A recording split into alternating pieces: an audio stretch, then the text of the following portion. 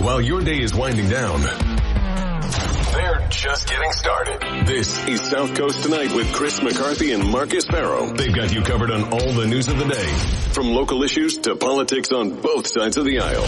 This is the place where the movers and shakers come to be heard, to listen, and where they're held accountable. This is South Coast Tonight on WBSM.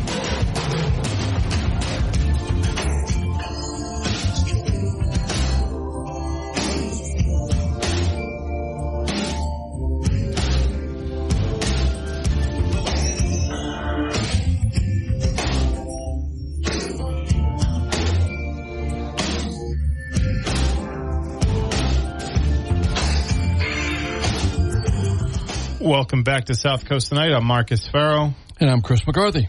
We're joined in studio by Dartmouth State Rep Rep Markey. Hey, Chris, how are you? Good. How are you, Marcus? Good. What's going on, Chris? Not a mucho. He's bilingual, folks. Yeah, wow. I like how he's adapting to the region. Chris, you and the rest of the delegation have put out a letter regarding the mayor's draft lawsuit. Expand on that. Well, I think we got to, in a vacuum, you can say, okay, well, the mayor has a right to do these things. Okay. And that's in a vacuum. But when you look at what Senator Montigny has done, Representative Kazera, Representative Schmidt, Representative Hendricks has taken over, Representative and now Senator Rodericks, Viola, Sylvia, Sullivan Haddad to try to get SouthCoast Rail to Fall River and New Bedford over years and years and years. In order to do that required literally thousands of hours of relationship building from at least 3 different governors, Patrick, Baker, Healy, and to try to make sure we got the SouthCoast Rail here. And when at the 11th hour, because my understanding is the statute of limitations would run on Monday of next. It's May 6th, which is on a Saturday, so I think it would extend out till Monday. That in April of this year, the mayor decides that he's going to threaten a draft complaint to the MBTA. It's troubling. Okay. At a minimum. Now, part of the politics and part of the things that you've asked me, even during the pandemic, is how do you build the relationships with people up at the State House when you're not there? And we weren't there for a long time. It's an essential part of the legislative process. It may not be for the executive because you can make a decision. Okay. But it's an essential part of the legislative process. And when we put our word on something, we expect something back. Okay. And that's what we did. And now, how can we now go back to the colleagues we have, to the administration that's there, and say New Bedford needs something more? Oh, ignore for a while this attempted lawsuit, in which I think is not proper. Okay. For a variety of reasons. But the concept of that, without ever communicating with us in the legislative branch, is, again, where's the relationship and what's going on? So I look at it in a couple of different ways, because I've looked at the complaint now. The first part of the complaint deals with what we call a declaratory judgment or equitable relief from a court. And in that claim, the city is claiming through a private lawyer. So they put time and effort and money into it because they actually hired a lawyer outside of the city payroll, to file this or to write it. And they're saying that the MBTA didn't have the authority to take over the land through eminent domain. and that they're asking the court to return the land to the city. The mayor has not responded to that. He just keeps saying, well, we have a right to sue for the money. And actually, he hasn't said it. The only person who actually has said it is through a written statement through Eric Jakes. City solicitor. Yeah. Who didn't write the complaint, Yeah. who had outside counsel do it. So Eric is unfortunately getting propped up to answer that. So are you saying Mayor Mitchell's jettisoning his responsibility to respond to it publicly? Oh, definitely that. Yeah. But let's talk about the claim. So the claim is that they don't have the authority to do that, which I don't think is proper. Secondly is it's at the 11th hour. So let's look at what's happened. On the second claim, where they're statutorily, anyone who had the property taken by eminent domain has a right to sue for value. Yeah. Okay, so the city is going to sue for value. They have a right to do that. The question is, do you do that considering the relationships that you've built over the last 30 years to get the rail to be here? And in particular, the relationships that have happened over the last 3 years since this taking occurred. So just look for a moment at what the state has done for New Bedford over the last 3 years, related just to that property. One is they proposed a pedestrian bridge, which initially cost $10 million.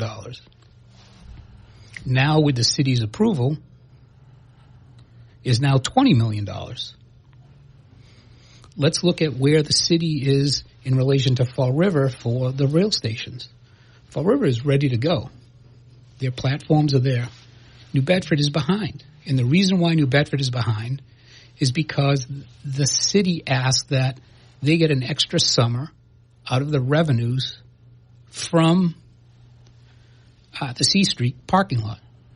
Okay. So we didn't begin construction in New Bedford until October, Right. after the season. So the city gained revenues from that. The city gained $10 million just from a pedestrian bridge. And now they're going to nickel and dime us Yeah. for some money for part of what we believe for the last 30 years is going to be an economic engine. Yeah. I thought about that, and I bounced it off of one of your colleagues. Can it be, let's say, the $9.9 million net loss that they said they have, could that also be viewed as a generational investment in the benefits of rail? What is? The money that they're claiming they put into the property, the $9.9 million, the money that they said they're not getting back for putting into bringing this property up to snuff. Well, let's talk about the $9.9 million that they say they put in. I'd love to see the receipts for that. Yeah. Because my understanding and the way I look at how everything has occurred with cleanups, environmental cleanups, is the federal government has come in, or the state government has come in, whether it be EPA or DEP, through brownfield grants. And I've asked the prior administrations in the last 72 hours, do you recall a budget item where it was that kind of money that was paid by the taxpayers of New Bedford for that?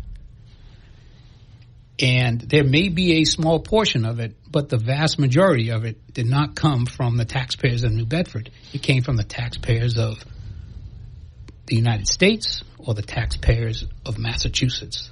So the idea that there's some money that the city put towards that, I just don't find that believable. Well, so that was my next question. I said, shouldn't there be some onus on the state or the federal government to invest in these cleanups so that municipalities aren't on the hook? But what you're saying is that money is you don't think that money actually exists. You don't think that they wouldn't, if this lawsuit were to go forward, they wouldn't have a legitimate right to $9.9 million in losses. I agree with that, but I also don't think that they're entitled to it. Okay. They may be entitled to a few extra $1,000 because the value is worth a little bit more. Sure. But the idea that you own a environmentally disruptive piece of property. Yeah. And it's your responsibility as the property owner to clean it up. Yeah. Right, correct. And it may be your loss. So Right. it's not, I'm not looking for, Yeah. for the last 13 years, I've done everything. New Bedford has been great to my family. Yeah. I love New Bedford. It's been an important part of who I am. And the idea that I would turn my back on them is ridiculous. But the idea that I'm going to fight over a couple $100,000 when they're putting in $1 billion thing, rail, an investment, and they're giving us more and more and more, I'm not going to do that because it's a relationship that you build. And the easiest way for a common person to think about this is simple. You live next door to your neighbor. Your neighbor comes over and he helps you build your deck. He helps you put in a sliding glass door. He cuts down a tree for you. He offers a burger or a steak for you, and you sit outside in his yard. He offers to help you garbage disposal and fix it. He does all these things for you. And then one day, his dog bites you. You have a right to sue him. Right. Right? You have a right to sue the person, but you're going to ruin a relationship over that. Yeah. And I have a real problem with that. And I try to give my word on things and live up to my word. Do I always do it? No. And sometimes it bothers me the most when I don't. Mm-hmm. But I work at it, and I try to keep my word. And I would never turn my back on that. So, go ahead. Yeah, we're speaking with Representative Rep Markey about the proposed lawsuit by the mayor of New Bedford against the MBTA. You talked about relationships. You've always said that here. About one of the reasons you guys in the delegation are successful is because you've been there for a while. Many of you have been there for longer than others, but building relationships. How damaging is this lawsuit potentially? I don't know. We'll figure it out as we go along. When I ask for the next thing up in Boston, and they mock me and they are critical of us, and they say, "Well, what about your mayor? Is he going to do anything to us?" Well, because because he said earlier today we caught up with him in the scrum after the State of the City address.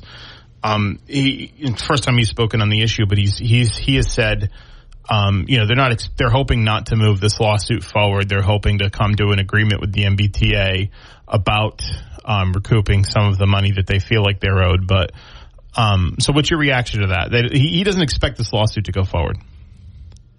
Then why even threaten it? Yeah. Right? Our job is keeping our word. Mm-hmm. If you're going to throw out phony threats, what good are you? I think the more accurate term was like he's not, he's hoping not to. So there's an I think there'd be an expectation. He's hoping not to move forward with it. He's hoping not to move forward with the lawsuit, but he feels like he might. Obviously, if you're going to draft a complaint, that's going to cost some money, right? It is a affirmative action to move forward with something.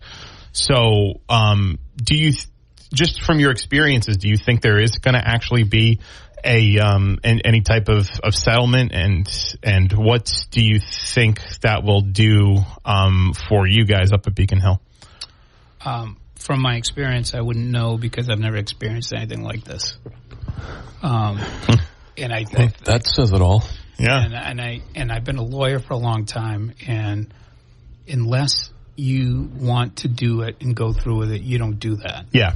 And so There's one way, either one, they believe in it.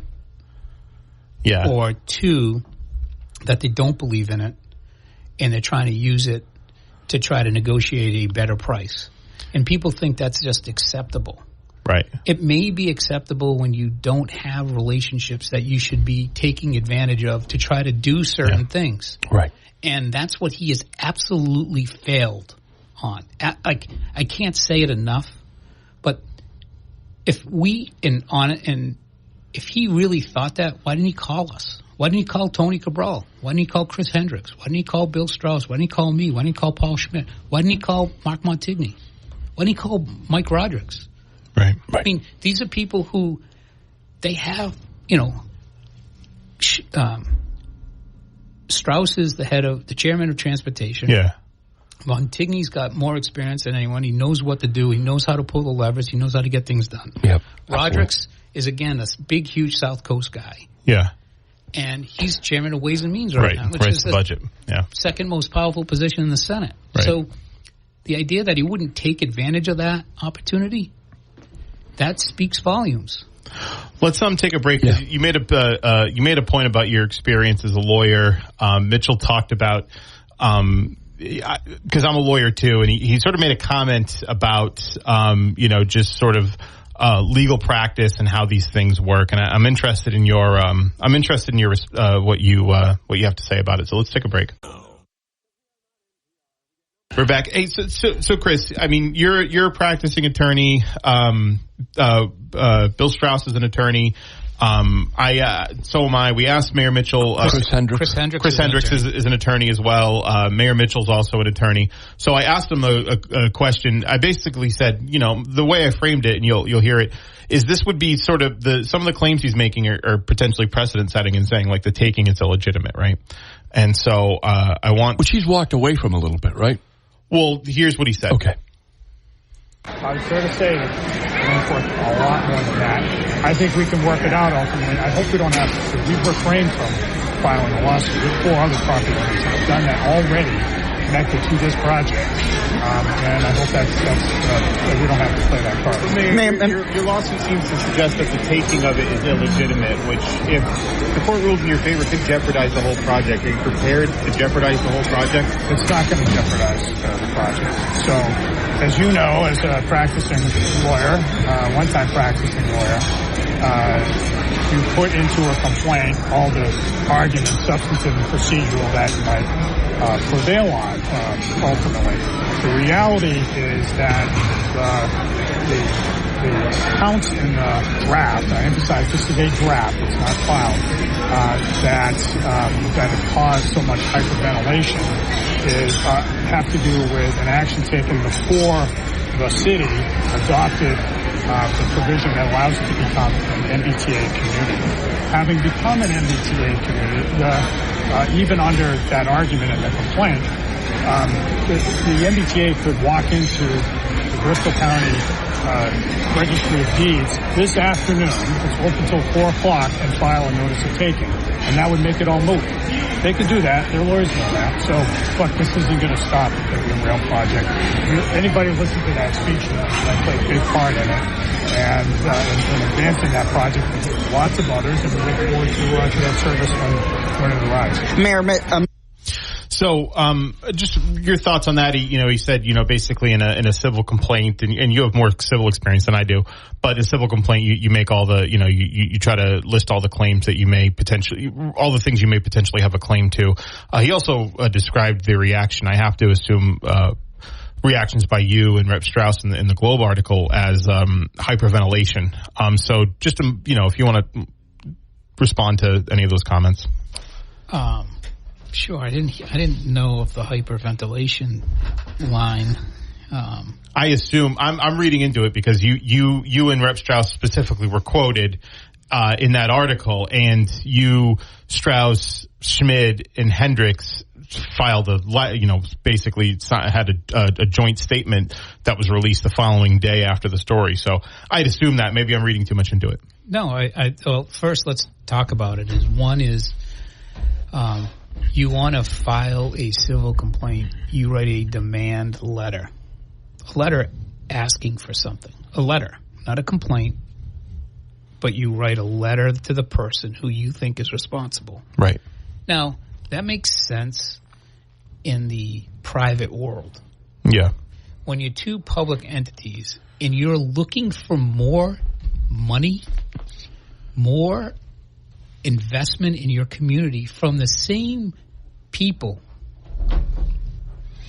why do you spend the money on a private lawyer from out of town to write and draft what he calls a draft complaint in which you put everything in? Mm-hmm. I look at it as, again, it comes back to keeping your word, right? You put in what you think you can prove. That's an ethical responsibility of any lawyer. Yeah. And any lawyer who's actually gone through an ethics class in law school and then passed the PMBR and then is a lawyer understands that. Yeah. So they called Rule 11, I think it's called. Well, that's for sanctions in the federal court. Yeah. Still. But the idea being that and then my response to it as hyperventilation, I think is again typical of the mayor in his condescending way in which he speaks to people, in which he says, "Oh, this is in minimizing what we believe is significant positions," and we can look at the state pier and talk about that, and how he has used the Regeneration Committee as a tool to try to give credibility to what he's trying to do. We can look at the Whaling City Golf Course and look at that there's no one who put in a response to their RFP that the way they wrote it. So the idea that now this is the third strike where he has failed, maybe it causes the high blood pressure, because I'm fed up with it. And I've worked hard to try to keep my word. I know people don't like me because the positions I take. I get that. That's part of the gig. Mm. But we know that too. But as a lawyer, I think you can ask anyone if I've kept my word from when I was a prosecutor all the way through.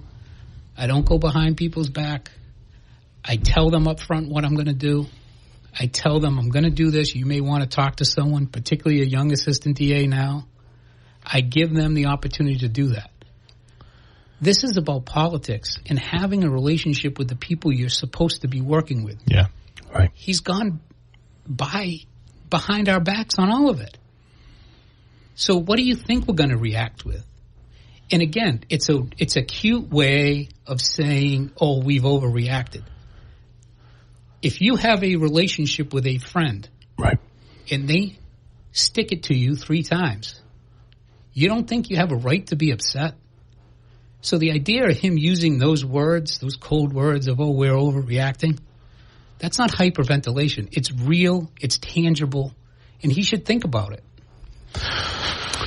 You sound frustrated with the performance of Mayor Mitchell.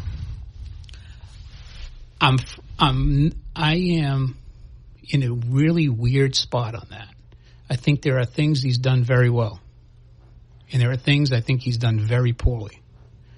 And it might be personality, and the fact that what I value isn't what he values in our personalities. The fact that I don't think of things as transactional. When I look in someone's eye and they're giving me something today, I'm not going to beg for something tomorrow. It's not my personality. I'm grateful for what they've given me today. And those are the things that maybe because I grew up in New Bedford, I get that. But I'm not someone who takes lightly to the fact that,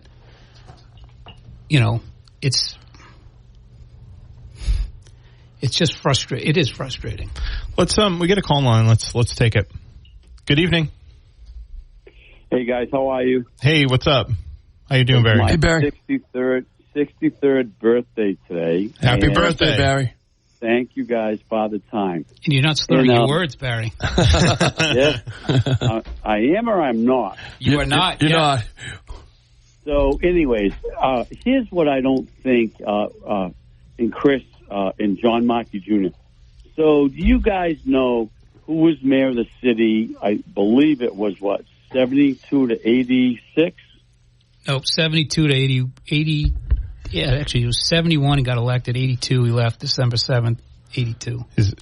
We're talking about Chris's father. Right. Yeah, just for people to know. Yeah, exactly. Attorney Jon Mitchell. And, Chris or John Jr. hasn't brought that up. So, we have our Sunday dinner, and my kids would sit here at my Sunday dinner. I would pay to have sat at Attorney and Mayor Jon Mitchell their Sunday dinner. And what got learned out of all that is the loyalty that Chris is talking about, the experience that Chris is talking about, things that even though you're an attorney, you might be a new attorney, you don't get that lineage, that heritage that goes on. And I think I called up a few months back, and I was with Mayor Koch in Quincy. And, Chris, you know who Mayor Koch is in Quincy? I do. Yeah. He's on the board, of right? where? MBTA. Of MBTA. And it goes to what this young man, Chris Markey, is talking about, the loyalty, and why do you think Mayor Koch is on the board? Because he wants to influence for his people what he needs to get done, the city of Quincy. And if you bite the hand that's feeding you, you're not going to get to that. So, it's been my calls with you guys that we need more people appointed to the cabinets of whether it's governor, lieutenant governor. And it goes to what this young rep, Mr. Markey, is saying.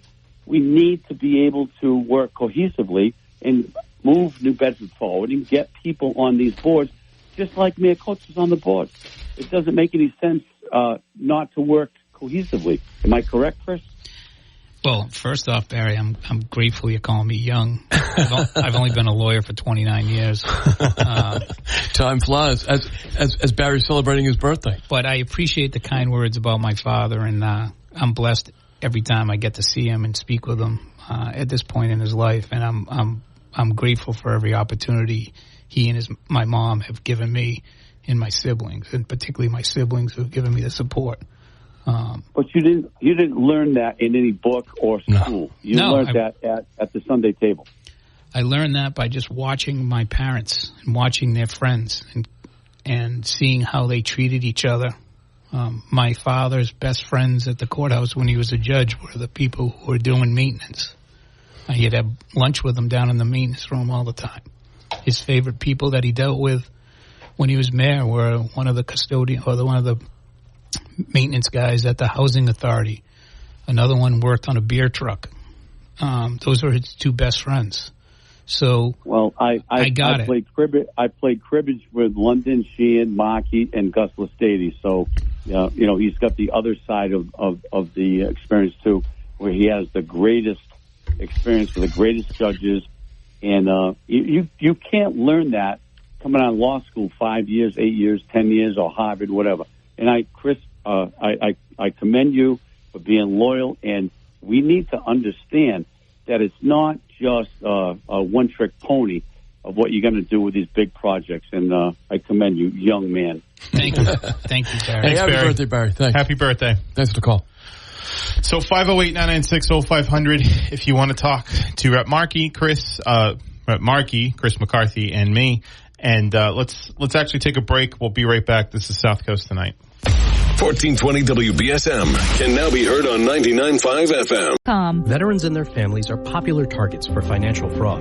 Scammers may try to defraud you through misleading commercials, emails, texts, cold calls, or online ads. They may even pose as someone from VA or an organization providing discounts on fees for services. But VA will never charge you for processing a claim. Do not provide your personal information to anyone other than a VA-accredited representative. To find a representative near you, visit va.gov/find-rep. Pollution from trucks is a public health crisis. Diesel-burning trucks belch dangerous levels of pollution, and communities living near ports and along freight corridors breathe especially high levels of this dirty air. But this crisis has a solution. My name is Sasan Sadat, and I work for Earth Justice. I'm working to clean up our air quality, particularly for communities that bear the burden of diesel pollution. For the sake of our lungs, our health, and our climate, the future of trucking in this country has got to be zero emissions. Until then, I will never rest. Earth Justice is a national legal nonprofit defending the environment and people's health. Earth Justice is fighting to save lives, protect our climate, and strengthen our economy through the shift to zero emissions. If clean air matters to you, visit us at earthjustice.org.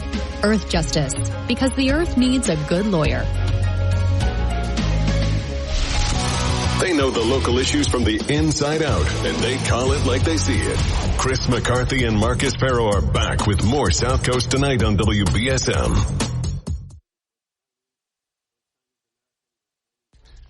Oh, before we dive back in, sure, I got to ask Rep Markey this important question. What's your favorite TV show? We've asked all of our guests. By far the greatest TV show ever, not even close, is The Wire.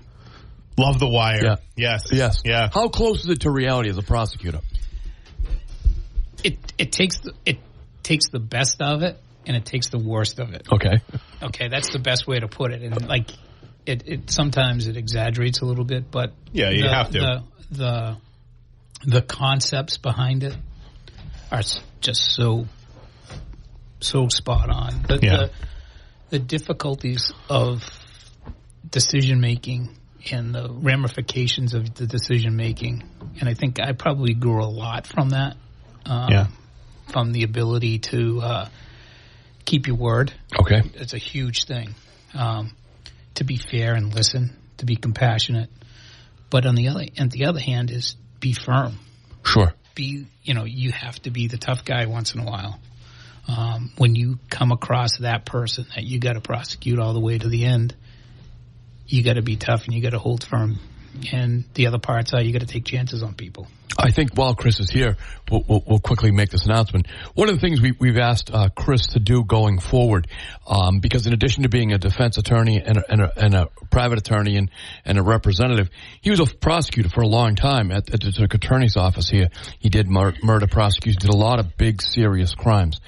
And as some of these trials come up here in Massachusetts, we're going to ask Chris, because a lot of them are in Bristol County, to give us some commentary, some thoughts on them. Yeah. One of the big ones is going to be this case in Duxbury of the gentleman who's accused of murdering his wife.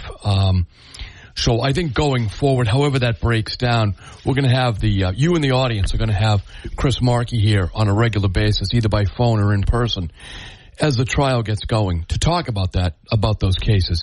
Chris, you've done some murder cases. Talk a little bit about the impact on a prosecutor when you have those cases. Well, I'll tell you one thing is that kind of shaped me, and probably he doesn't even know it, but it was the Dartmouth High murder of Jason Robinson. Right. And I was a young assistant DA. I had just become an assistant DA. And Tom Quinn and I were very close when I was a victim witness person. Mm-hmm. And that was his case. And he needed some help with it. Okay. And this was under Paul Walsh. Yep. Right. And it was 1995, right in February of 1995, up in Taunton. And the case was tried, and Tom did a fantastic job. And I shuffled papers for him. I got stuff. I made sure people were ready and all that stuff. I mean, I was literally 2 months a lawyer. Okay. 4 months a lawyer, I guess. And then I can remember when the verdict came back, Tom looked at me and goes, "He's 16 years old. I'm glad it was a second, because at least he has a shot at getting out. Mm-hmm. Doesn't mean he should get out, right, but at least he has a shot, because it's a 16-year-old. And granted, the kid he killed was a 15-year-old boy and all of that. And it was horrible, and no one wins in those situations. Right. But it was that sense.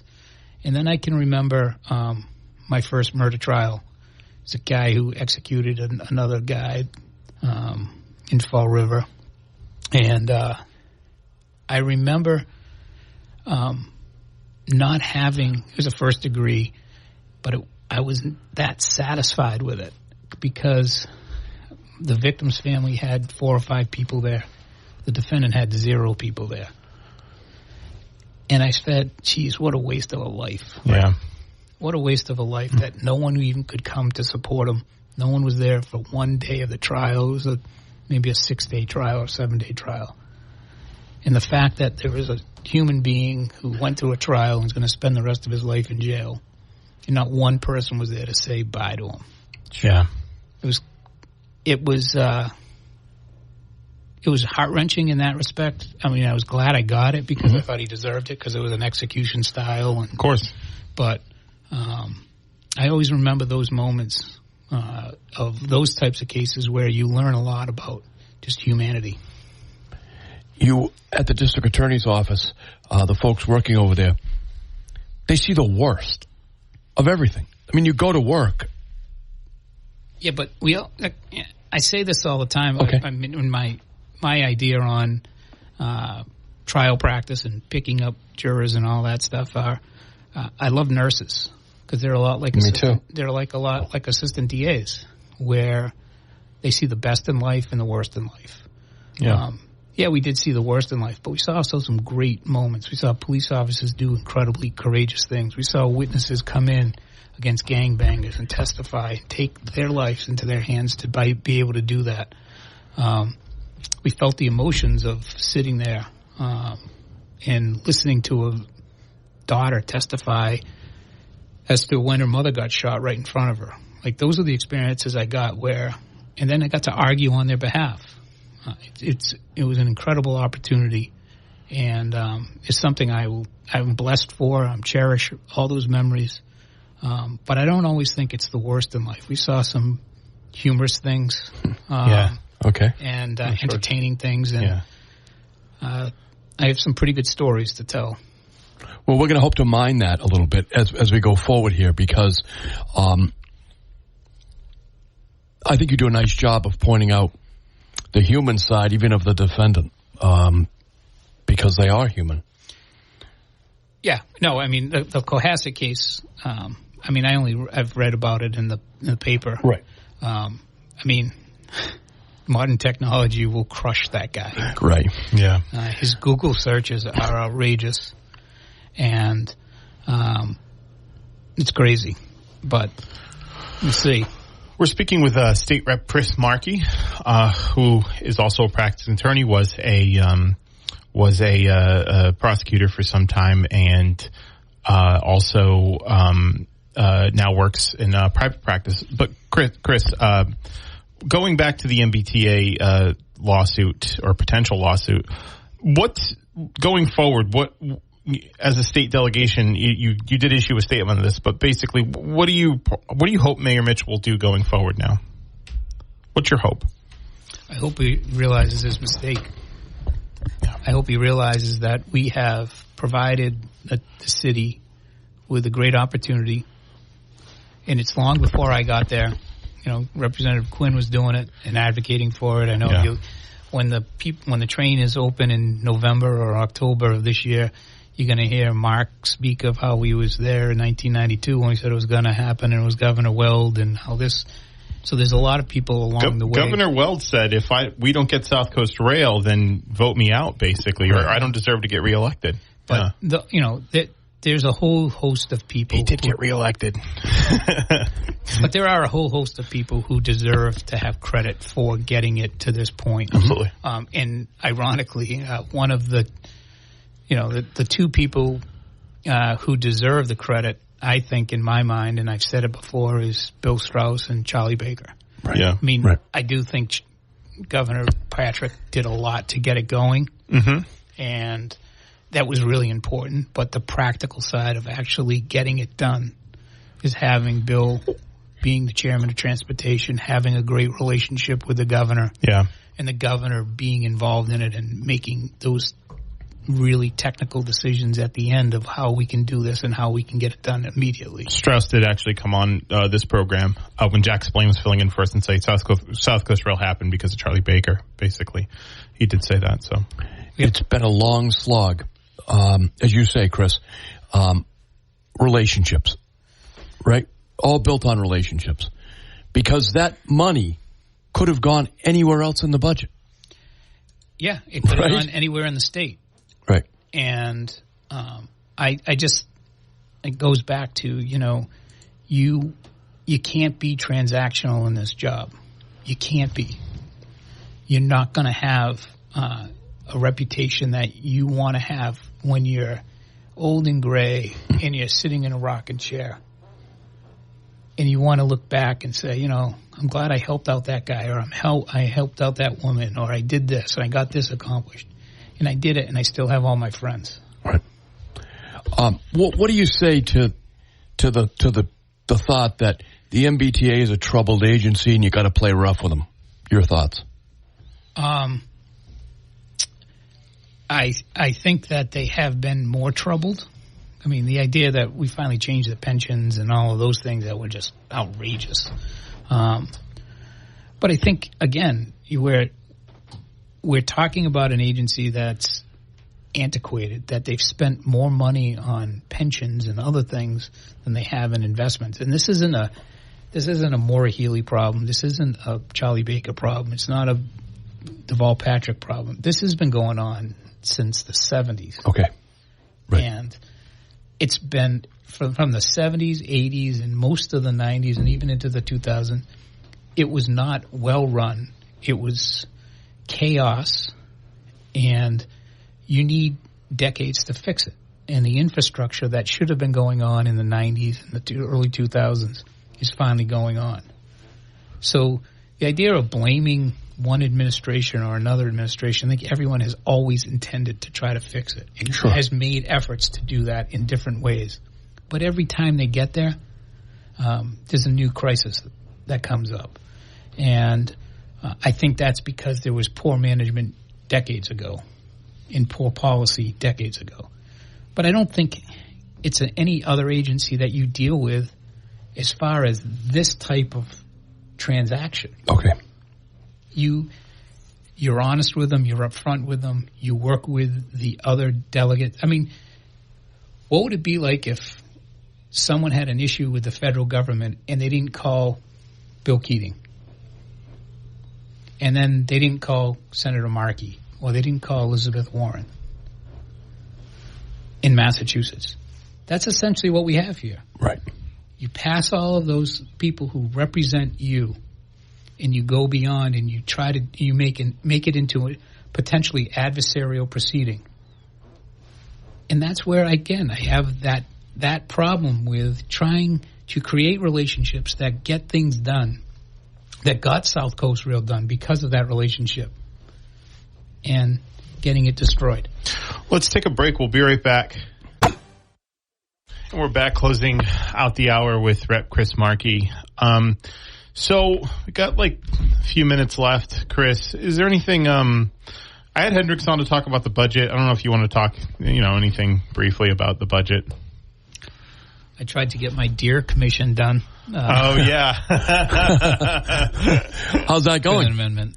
It didn't go through in the budget as an amendment, but there's a bill out there to try to get a commission for that. Great. Deer, which, it sounds silly, but it means a lot to the farmers. It means a lot to car owners who are paying insurance and hitting deer. And if you ever hit a deer, I've hit 2 in my life. For background, obviously, for people who may not remember this, you're the state rep from Dartmouth, which has vast, rural areas, and there is a problem with an overpopulation of deer. And it's like the very first thing you brought up when you came on this show for the first time was the overpopulation of deer and how you're going to try to do something about it. And I think it spoke to like the granularity in which you have to know the granular level which you have to know to your district and all the issues there. It's really interesting. So it is. I mean, for me to become a rep when I was 43 years old, I thought it was wonderful because it was like a midlife crisis where you could learn really, like you could learn so much about different things. Like I learned a lot about farming. Yeah. I really got in depth with the criminal justice system stuff. Yeah.